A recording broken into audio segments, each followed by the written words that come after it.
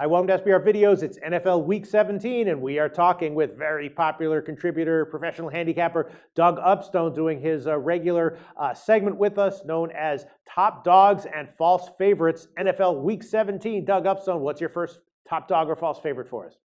My first one's going to be a false favorite, and that's going to be on the New York Jets. Now, Peter, as much as I dislike Rex Ryan, okay, in the last 2 weeks of the season, as we have seen not only last week but over the years, pretty much anything can happen, and especially when the situation is the quote team has to win. And in this case, I see that Buffalo Bills with Rex Ryan being fired up, going up against his old team in this particular case, and all the pressure is on the Jets to win in order to get into the playoffs.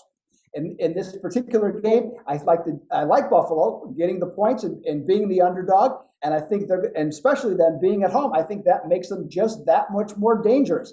And to me, this game looks like a field goal game, and even though the spread's at a field goal, if this game ends at 1 or 2 points either way, I would not be at all surprised. That's why I think that the Jets are a false favorite in this case. Classic spoiler role for the Bills as a home dog. I could see it. I'm liking the Bills as well. I'd really rather be getting 3.5 though, but I think I'd take them at 3. Certainly prefer the Bills +3 than the Jets -3. Doug Upstone, what is your second false favorite or top dog for NFL Week 17?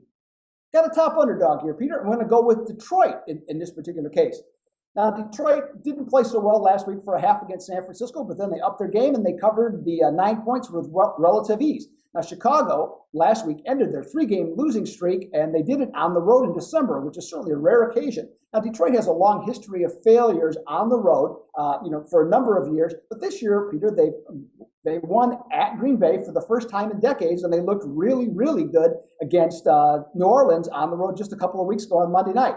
The Bears, though, at home, not so hot. 1-6 straight up and 2-5 against the spread. And if you go back 3 years, Peter, the Bears are only 6-16-1 against the spread at home.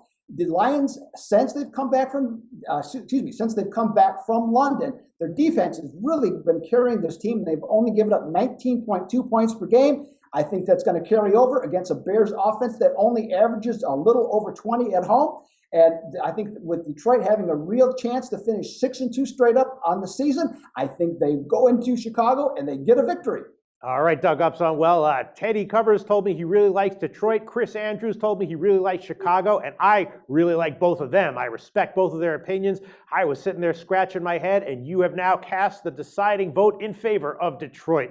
Thanks for that, Doug Upstone. And what is your third top dog or false favorite for NFL Week 17? The third one, Peter, is a false favorite, and it's going to be on Green Bay. Now, anybody that thought the Packers could just use Aaron Rodgers and put a bunch of guys in green and gold uniforms certainly was proven to be false based on their performance the second half of the year and certainly in the desert here in Arizona. The Packers might make the postseason, but their offensive line is in tatters. They have receivers that cannot create separation to get open. And at this point, Peter, quite frankly, if you think about it, they might be the third best team in the NFC North at this exact moment.